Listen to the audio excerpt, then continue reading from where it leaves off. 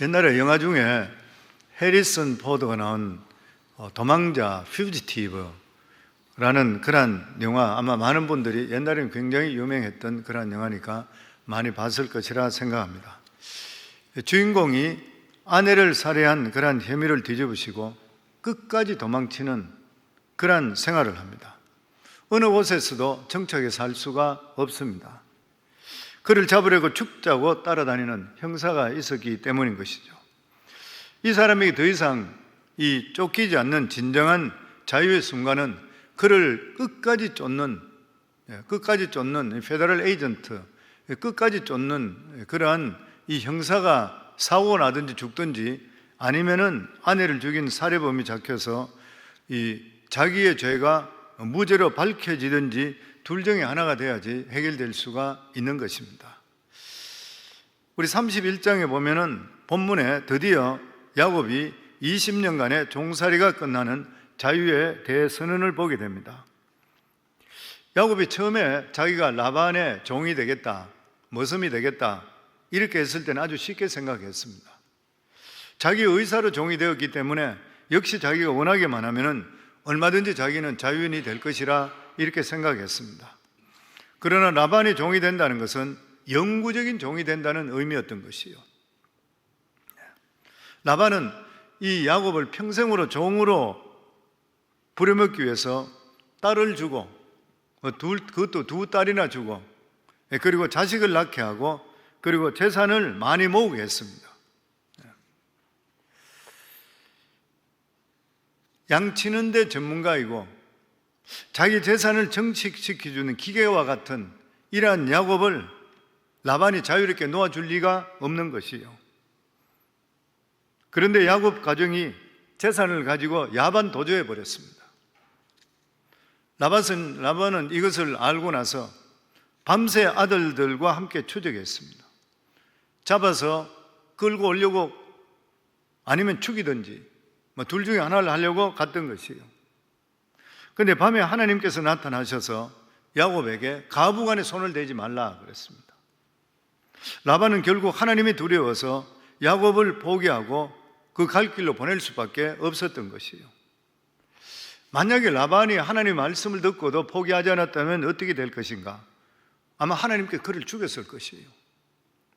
학자들이 이야기하기를 라반이 야곱을 따라잡기 전날 밤 하나님께서 나타나셨을 때 분명히 어떤 방법으로 그를 징계했을 것이라 그러세요. 마치 아브라함의 아내 사라를 아내로 취했던 아비멜렉에게 재앙을 내린 것처럼 그렇지 않았다면 다 잡았던 이 야곱을 그냥 보낼 리가 없다는 것입니다. 라반은 야곱을 끌고 가든지 죽이든지 해서 그의 모든 가축을 다 빼앗으려고 추격해봤던 거예요. 그럼에도 불구하고 손가락 하나 대지 못하고 야곱을 곧게 보낼 수밖에 없는 것은 전날 밤에 하나님께서 나타나셔서 그에게 엄청난 징계를 내리시고 그의 목숨을 잃을 정도까지 고통을 주신 후에 야곱에게 손가락 하나 대면 너는 진짜 죽는다 이렇게 말씀했기 때문인 것이에요. 우리가 야곱의 이러한 경험은 그 후설 이스라엘 백성들이 출애굽할 때 재현했는 것을 볼 수가 있습니다. 모세를 통해 내 백성을 보내라 이렇게 말씀을 했는데도 불구하고 애굽의 왕 바로는 그것을 거역했습니다. 결과적으로 10가지 재앙으로 인해서 이 바로의 맏아들 자기 아들까지 죽게 되는 징계를 당하고야 그때야 풀어줬던 것이에요. 그리고 나서 다시 추격했다가 홍해 속에 다 빠져 죽어버렸습니다. 바로가 이스라엘 백성들을 보낼 수밖에 없던 그런 이유가 어디에 있는 것이에요? 하나님의 손에 능력을 받기 때문인 것입니다. 성도님, 하나님의 택한 자들에게는 하나님의 보호하심이 있는 줄을 믿습니다. 아브라함을 택하시면서 너를 축복하는 자에게는 내가 복을 내리고 너를 저주하는 자에게는 내가 저주하리니 너로 인해서 만민이 복을 받으리라. 이게 예수 그리스도의 보혈의 피를 통해서 하나님의 자녀된 자녀들에게는 아브라함의 자녀의 복을 주신다 했으니까 우리들에게도 주신 줄을 믿습니다. 그래서 이것을 믿으면 믿음대로 이루어질 줄을 믿습니다. 왜냐하면 우리들이 하나님의 이러한 손에 능력이 있기 때문인 것이에요. 오늘날 라반과 같이 그리고 바라와 같이 우리를 얽어매는 것이 무엇인 것입니까? 저는 세상이라 생각합니다. 이 세상, 우리가 살고 있는 이 세상, 이 세상에 하루도 편하게 쉬지 못하도록 이 세상은 우리를 노예와 같이 부려먹는 원수와 같은 것이에요. 우리가 무엇을 위해 세움받은지 목적도 없도록 그냥 살도록 만드는 이 세상, 그냥 이 세상에 요구하는 대로 살다가 어디로 가는지 모르고 그냥 죽게 만드는 이 세상, 진짜 우리가 하나님을 모른다 그러면은 이 세상 그냥 끌려가다가 그냥 지옥으로 떨어진 밖에 없는 것이에요. 근데 이렇게 살던 우리 삶 속에 근본적인 삶의 변화가 언제 일어나는 것입니까? 하나님 말씀이 들리기 시작할 때, 하나님 말씀이 우리를 부르는 그 순간에 어느 날부터 자신의 진정한 가치에 대해 생각하게 됩니다. 인생의 의미에 대해서 진지하게 질문할 때가 있는 것이에요. 인생이 무엇인 것인가? 나는 왜 돈 번다고 지금까지 정신없이 살고 있는 것인가? 좀 더 가치 있는 삶이 없는 것인가? 정말 이렇게 살다가 죽는 것은 아닌 것인가? 세상 일로 재미있을 때는 정신이 없었는데 어떤 정도 목적을 성취하고 나니까 다음에는 오는 것이 뭐예요? 허망이 몰려오는 것이요, 허무가 몰려오는 것이죠. 성공했는 사람들이 겪는 게 다 그렇습니다. 허무가 오는 것이죠. 그러면 느끼는 게 뭐예요? 이게 전부인 것인가? 내가 이렇게 성취하고 돈도 많이 벌고 명예도 있는 것 같은데 이게 내 인생의 전부인 것인가? 내가 이 세상에 태어난 것이 겨우 이것을 위한 것인가? 자꾸 질문이 떠오르는 것이에요. 이 허무가 오죠. 우리가 잘 알고 있듯이 세계적인 해밍웨이 같은 사람, 노인과 바다 노벨상 받고 아내를 5명이나 되고 명예도 다 가진 사람, 마지막에 어떻게 했어요? 허무를 견디지 못하는, 다 이뤘던 사람입니다. 다 이뤘던 사람인데 내가 무엇이냐? 내가 이렇게 살다 끝나는 것인가? 결국 엽청으로 자살해 죽어버린 수많은 사람이 그래 죽는 거예요. 물론 우리에게 필요한 것들은 이 세상 속에 다 있습니다. 보면 돈도 명예도 필요한 것들이 이 세상 속에 다 있는 것이에요. 세상 따라가면은 이걸 잡을 수가 있어요. 그러나 성경은 이런 것들로 절대로 우리가 만족할 수가 없다는 것이에요. 그래서 우리는 고민하고 갈등하는 것입니다. 솔로몬도 그것을 늦게나마 깨닫게 되고 나서 전도서를 적을 때 나이 들어서 적었던 그 책에 보면 시작이 뭐예요? 헛되고 헛되며 헛되고 헛되니 모든 것이 헛되도다. 이 거지가 이런 이야기 했다고 하면 모르지만 세계 최고 부자, 최고 명예 가졌던 사람, 한 사람 데리고 살기도 힘든데 1000명의 여자를 데리고 살았던 사람, 이런 사람이에요. 솔로몬은 세상의 모든 것을 다 누려봤지만 나중에 고백은 뭐예요? 모든 것이 바람을 잡는 것 같았다. 인생이 아무것도 아니라는 것이죠. 그럼 우리가 어떻게 해야 되는 것입니까? 세상에서 도망쳐야 됩니다. 세상에 도망쳐야 되는 것이죠. 아직까지 세상에 대해 재미를 누리고 있는 그런 사람은 진정한 자유를 얻지 못한 그런 사람이에요. 아직도 하란을 떠나지 못하고 있는 사람, 라반의 종살이 한 사람과 똑같은 것이죠. 진정한 자유는 언제 오는 것입니까? 이 세상이 나를 포기할 때, 내가 이 세상을 포기하게 될 때, 이렇게 우리 삶 속에 분명한 의사를 밝혀야 되는 거예요. 나는 이 세상에 기대할 것 하나도 없다. 나는 더 이상 이 세상에 종속돼 살지 않겠다. 분명히 밝혀야 되는 것이에요. 세상 사람들이 모인 곳에서는 세상 사람처럼 행동하고, 그리스도인들이 모인 곳에는 그리스도인같이 행동하는 사람은 아직까지도 하란을 떠나지 못한 사람, 애굽을 떠나지 못한 사람입니다.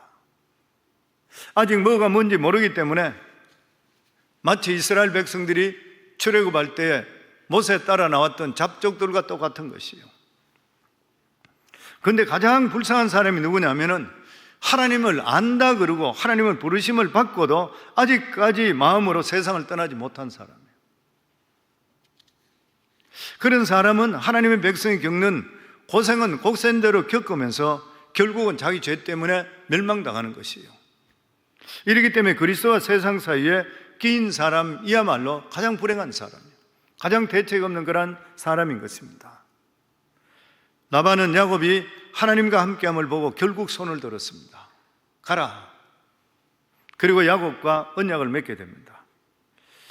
야곱의 세력을 두려워한 라반은 앞으로 야곱이든 그의 후손이든 이 경계를 넘어와서 자기를 해치지 않을 것을 맹세하라.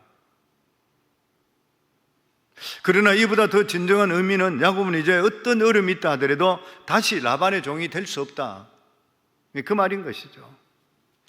이스라엘 백성들의 예를 살펴보면 이해하기가 쉽습니다. 이스라엘 백성들이 애굽을 떠날 때 일단 애굽을 떠나기는 떠났지만 힘들면 다시 돌아오겠다는 양다리 작전을 가지고 있었습니다. 그러니까 여차하면 다시 돌아가려고 그랬던 거예요.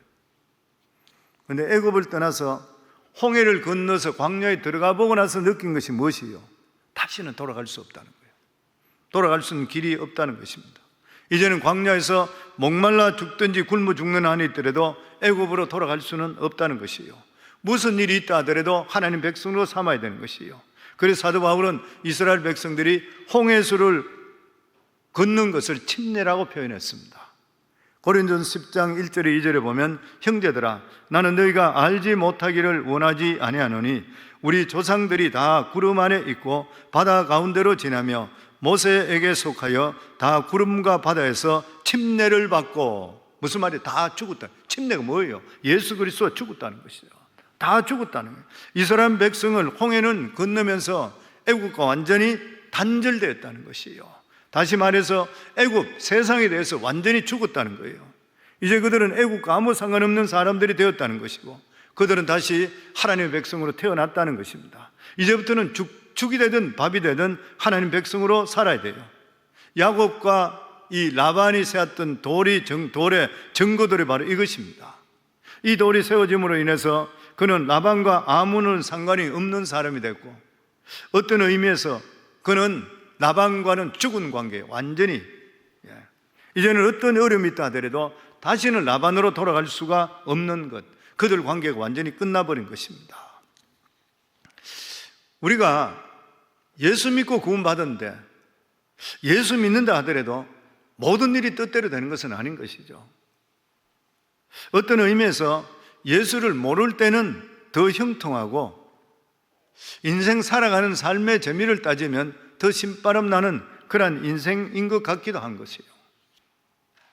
예수 믿고 나니까 오히려 예전보다 생활도 더 어렵고 뜻대로 안 될 때도 있는 것이에요. 그러면 옛날에 잘 나가던 때를 그리워하게 돼요. 그럴 수 있습니다.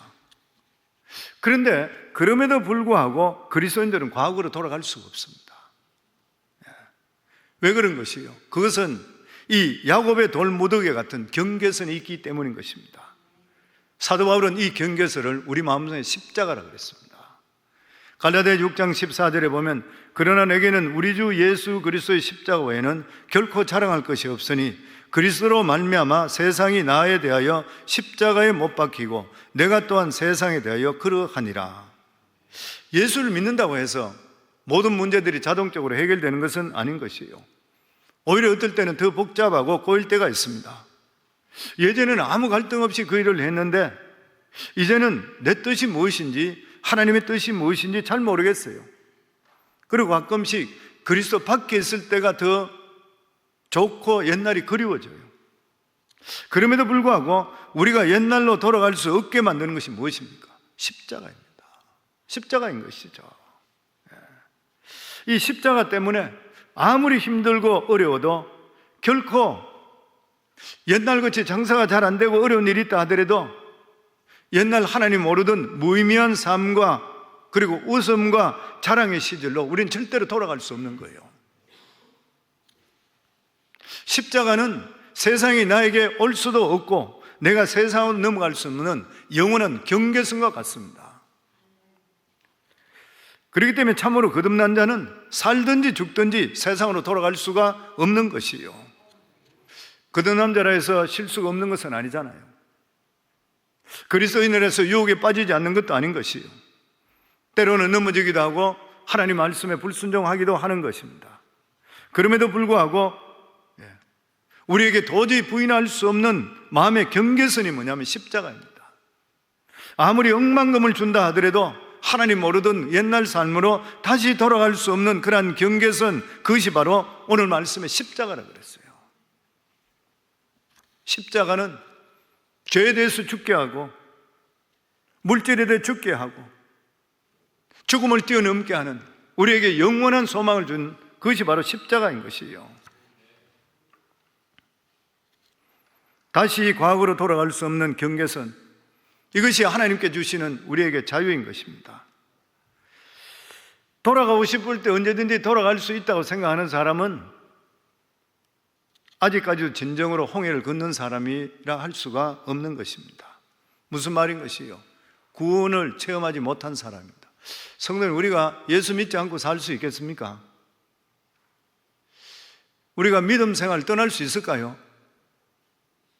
하나님을 경험한 사람은 절대로 못 떠납니다. 하나님의 살아계심을 아는데 어떻게 우리 신앙생활 믿음에 떠날 수 있어요? 절대로 떠날 수 없죠. 우리가 세상적으로 어느 순간 유혹을 받을 수 있지만 완전히 빠질 수 없는 이유가 있습니다. 왜냐하면 예수 그리스도의 보혈의 십자가 절대로 잊을 수가 없잖아요. 이게 우리 삶 속에 세상과의 경계선인 것이요. 만약에 과거에 아직까지 돌아가려고 하는 사람은, 구원을 체험하지 못한 사람, 마음의 경계선이 없는 그런 사람, 언제든지 하나님을 배반할 수 있는 그런 사람, 마치 바울의 동역자였던 데마와 같이 그냥 사람들한테 존경받고 좋을 때는 얼마든지 따라다니다가 어려움이 오고 바울에게 어려움이 오고 감옥에 갇히게 되니까 세상을 다시 사랑해서 옛날로 돌아갔던 그러한 사람. 그래서 믿음은 내가 이 정도 믿는다고 자랑할 수 있는 게 하나도 없습니다. 주님 앞에 설 때까지 우리 자신들을 쳐서 복종시켜야 되는 것이 바로 믿음인 것이고, 우리의 믿음은 장거리 마라톤과 똑같은 것이고 중간에 결코 중단할 수가 없는 것입니다. 아멘. 지금까지 라반은 사랑이라고는 조금도 찾아볼 수 없는 그러한 정말 야비한 사람, 그것을 자기의 딸들도 인정을 했습니다. 그러니까 남편 따라 도망쳐 버렸던 거예요. 우리 아버지가 우리에게 해준 것이 무엇이냐? 그러나 이 라반이 하나님의 능력을 한번 맛보고 난 후에 야곱을 포기하면서부터 상당한 변화를 일으킵니다. 그는 지금까지 자기 딸들을 딸로 보지를 않았던 것이에요. 딸도 원수로 생각하고 이윤 추구의 방법으로 생각했습니다. 지금 여기까지 따라왔던 이유가 잡아가든지 죽이기 위해서 따라왔던 것이에요. 그런데 하나님을 중간에 만나게 됩니다. 제정신이 돌아오게 됐던 거예요.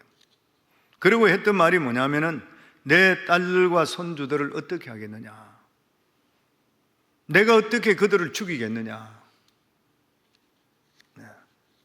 실제로 아랍이나 인도 같은 데는 결혼을 부모 뜻에 맞지 않게 되면 찾아서라도 죽이는 거 우리 신문에 많이 보잖아요. 보면 라반이 이렇게 마음이 변한 이유가 어디 있습니까? 하나님께서 마음을 붙들어 주기 때문인 것이에요. 이제 그의 눈에는 딸이 딸로 보이고 손주가 손주로 보이기 시작합니다. 사람이 욕심이라는 것이 얼마나 무서운지, 한번 욕심에 놓이게 되면 자식이 자식으로 보이지 않는 거예요. 자식도 부모도 아내도 다 원수로 보여요. 근데 하나님의 능력이 한번 굴복하고 나면은 정신이 들고 모든 것이 제대로 보이기 시작합니다. 우리는 항상 제대로 볼 수가 있어야 돼요. 그러면서 50절에 라반은 야곱에게 무엇을 부탁하고 있습니까? 50절에 보면, 만일 내가 내 딸을 박대하거나 내 딸들 외에 다른 아내들을 맞이하면 우리와 함께 할 사람은 없어도 보라, 하나님이 나와 너 사이에 정인이 되리라 함이니라. 라반이 이런 말을 한 건 참 놀라운 일이죠. 라반은 야곱을 중혼하게 한 장본인입니다. 원래 야곱은 레아하고 결혼할 생각이 전혀 없었는데 라반이 그를 공짜로 7년 동안 부려먹기 위해서 레아를 끼어 팔기로 해서 시집 보냈던 거예요. 그런데 지금 라반이 하는 말이 무엇인 것입니까? 내 딸 외에 다른 딸을 아내를 맞이하지 말라. 완곡하게 자기 잘못을 사과하는 것이요, 다른 사람과 결혼하지 말라는 그 말을 통해 자기 자신의 과거를 용서해주고 내 딸들에게 절대 보복하지 말고 내 딸들을 귀하게 여기고 평생 살아달라, 그 부탁하는 것이죠. 지금까지 야곱은 라반의 종에 불과했습니다. 그런데 하나님의 능력을 체험하고 나서부터 어떻게 된 것이요? 야곱을 정기롭게 보이게 만들었습니다. 야곱은 아무 말도 하지 않았는데 라반의 눈에 야곱이 크게 보이는 것이요. 성도는 하나님의 능력을 체험하게 되면 그 사람이 크게 보이는 줄을 믿습니다. 모세도 산 위에 올라가 하나님 만나고 나니까 사람들이 볼 때 얼굴을 못 봤던 거예요. 요셉도 마찬가지로 지혜와 영감을 통해서 사람들이 볼 때 그를 애굽 총리로 올려붙이잖아요.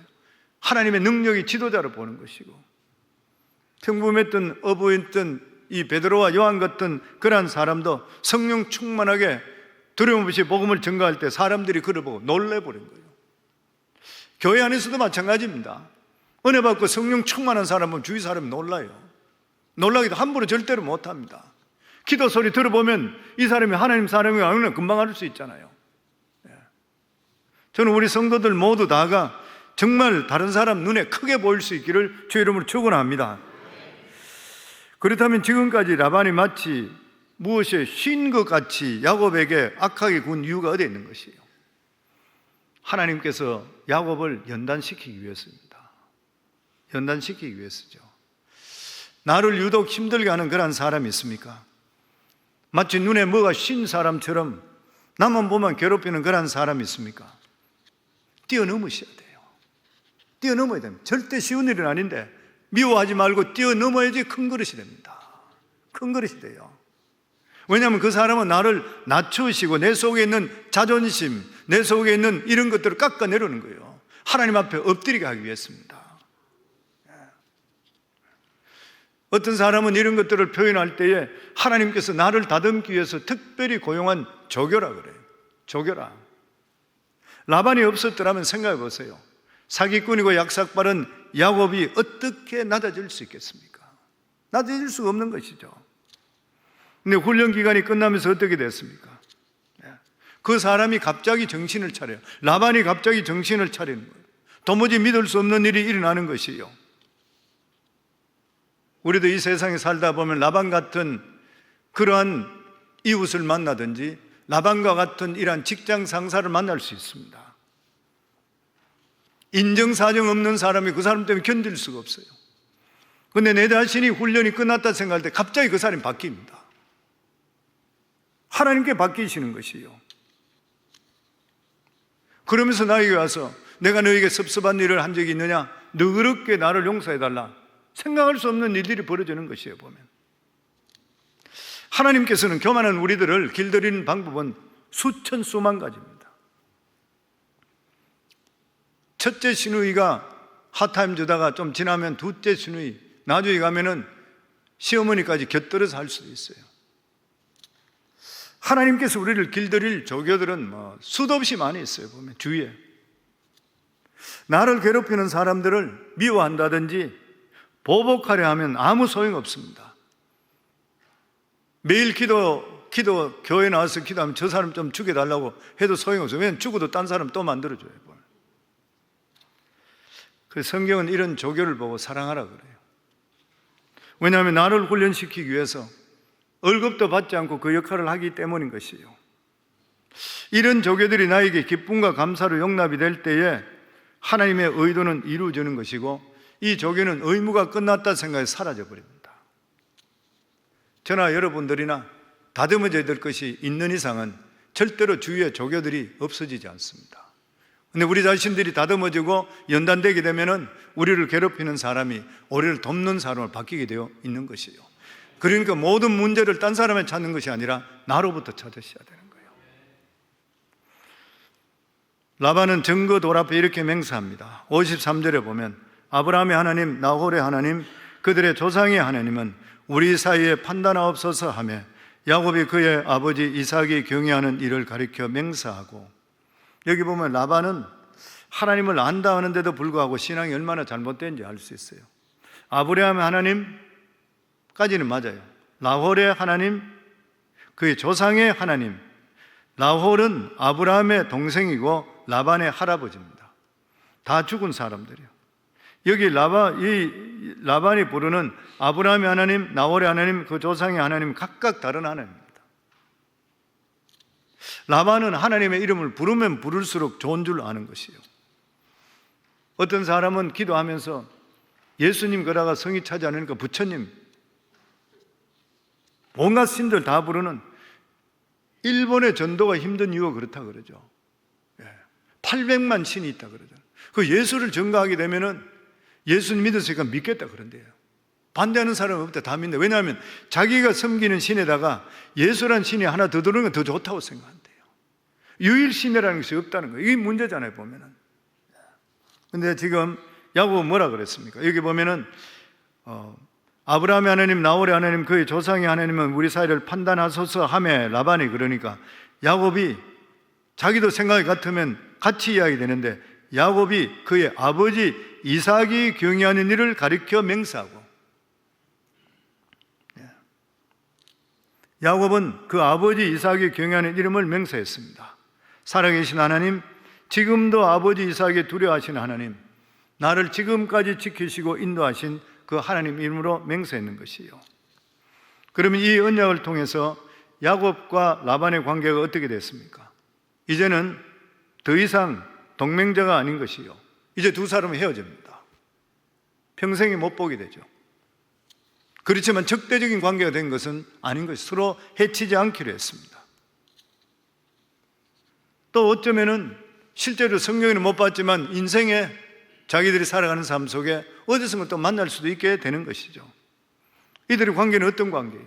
이제는 좋은 이웃 관계로 바뀌게, 동등한 이웃 관계로 바뀌게 되었습니다. 이 관계의 문제는 오늘날 우리들의 문제이기도 한 것이에요. 우리는 분명히 이 세상에 속한 자들이 아닌 것이에요. 하나님의 백성입니다. 이 세상에 살고 있지만, 그러나 우리는 여전히 이 세상에 몸을 담고 이 세상에 살면서 필요한 것들을 이 세상에서 공급받습니다. 그러면 이 세상과 우리 관계가 어떻게 정의를 해야 되면 좋은 이웃 관계가 돼야 되는 거예요. 이 세상과는. 그리스도인들은 분명히 이 세상에 속한 것은 아닌 것이에요. 그래서 우리가 여기에서 세상에서 아무리 돈을 많이 벌고 그리고 명예를 받았다 하더라도 그것이 그 그리스도인의 성공이 아닌 것이에요.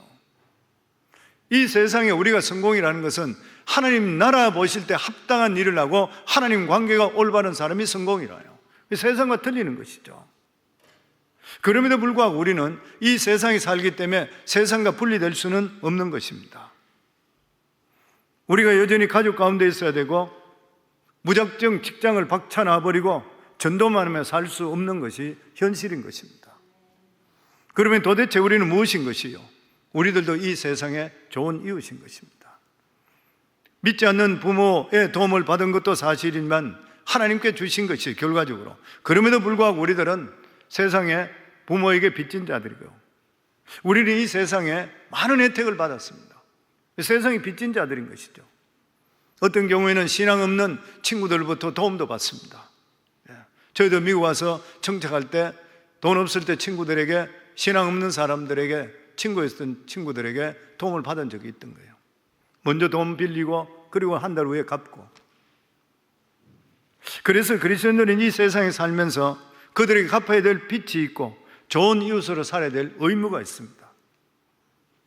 예를 들어서 이웃에 어려운 일이 생길 때는 발벗고 함께 도와야 되는 것이에요. 거기에서 종교 따질 필요 없습니다. 저 사람 불교 믿는다, 무교다, 이슬람이다, 이런 거 따질 필요가 없는 것이에요.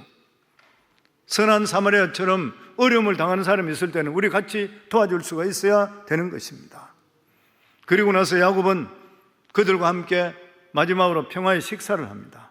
이것은 어떤 일이 있다 하더라도 그들에게 같이 보복하지 않겠다는 약속의 표시인 것이에요. 우리들도 마찬가지입니다. 우리도 이 세상 살아가면서 우리에게 어렵게 했던 거란 사람, 그것을 마음에 꽁하고 두고 나서 보복하고 그런 일을 하지를 말아야 되는 것이에요. 보복은 하나님께서 대신 필요하면 해주시는 것이고, 오늘도 이 시간에 우리를 어렵게 하고 힘들게 했던 사람들이 있다면 내 마음속에 버릴 수 있기를 바라는 것이고, 그리고 저희들도 이 세상에 살아갈 때 꼭 필요한 이웃들이 될 수 있기를 주 이름으로 축원합니다. 아직까지도 세상과 양다리 걸치고 있는 성도들이 있습니까? 우리는 예수 그리스도의 보혈의 공로로 말미암아 예수와 함께 죽고 새로운 사람으로 태어났는 것이에요. 우리는 십자가 때문에 다시는 세상으로 못 돌아갑니다. 진짜 예수를 안다면. 그렇기 때문에 우리는 믿음 생활할 때 중도에 적당히 신앙생활 할 수가 없는 것이에요. 그리고 나를 힘들게 하는 사람이 있다면 나를 연단시키고 나를 큰 사람으로 만들어주는 도구라고 생각하고 조교라고 생각하고 뛰어넘을 수 있는 성도들이 될 수 있기를 바랍니다. 그리고 우리는 세상에 살아가면서 우리만 예수 믿는다 이렇게 생각하지 마시고 좋은 이웃이 돼야 돼요. 믿든 어떤 사람이든 간에 우리든 그리 도움이 필요할 때는 우리가 한껏 도움을 줄 수 있는 이러한 삶을 살아 이 세상에서도 좋은 이웃으로 인정받을 수 있는 저와 여러분 다 되기를 주 이름으로 축원합니다.